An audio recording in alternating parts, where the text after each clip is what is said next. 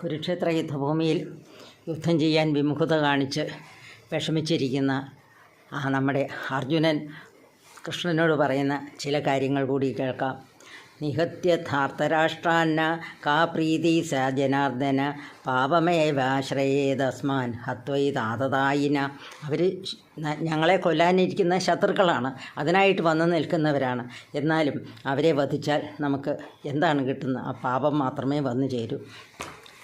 അതേപോലെ തന്നെ അവർക്ക് ലോഭം കൊണ്ട് ഈ യുദ്ധത്തിൻ്റെ പരിണതഫലം എന്താണ്, കുലക്ഷയമുണ്ടാകും എന്നൊന്നും അവർ ചിന്തിക്കുന്നില്ല.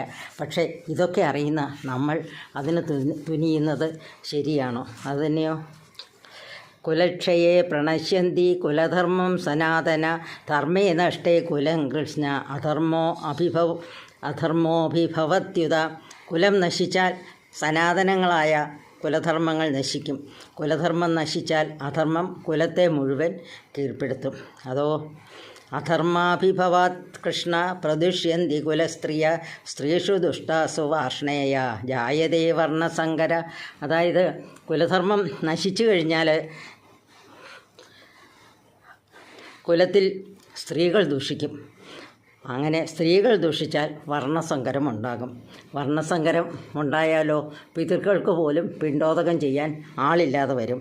അങ്ങനെ ദോഷൈരത്യെ കുലഘ്നാനാം വർണ്ണസങ്കരകാരകൈ ഉത്സാന്ത്യത്തെ ജാതിധർമ്മ കുലധർമാശ്ച ശാശ്വത. വർണ്ണസങ്കരത്തെ ഉണ്ടാക്കുന്ന കുലദ്രോഹികളുടെ ദോഷങ്ങൾ മൂലം ശാശ്വതങ്ങളായ കുലാചാരങ്ങളും ജാത്യാചാരങ്ങളും നശിക്കുന്നു.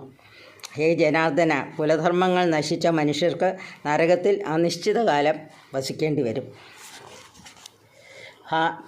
അഹോബദ മഹത്പാപം കർത്തും വ്യവസിത വയം യദ്രാജ്യസുഖലോഭേന ഹന്തും സ്വജനമദ്യുത. അതായത് ഹേ കഷ്ടം, രാജ്യസുഖത്തിന് വേണ്ടിയുള്ള അത്യാഗ്രഹം മൂലം ബന്ധുക്കളെ കൊല്ലാൻ ഒരുമ്പെട്ട നമ്മൾ വലിയ പാപം തന്നെയാണ് അനുഷ്ഠിക്കാൻ ഒരുങ്ങിയത്. ആയുധധാരികളായ ധൃതരാഷ്ട്രപുത്രന്മാർ നിരായുധനായിട്ടുള്ള എന്നെ വേണമെങ്കിൽ കൊന്നോട്ടെ, എന്നാലും അത് എനിക്ക് ക്ഷേമകരമായിട്ടുള്ളത് അത് തന്നെയാണ്.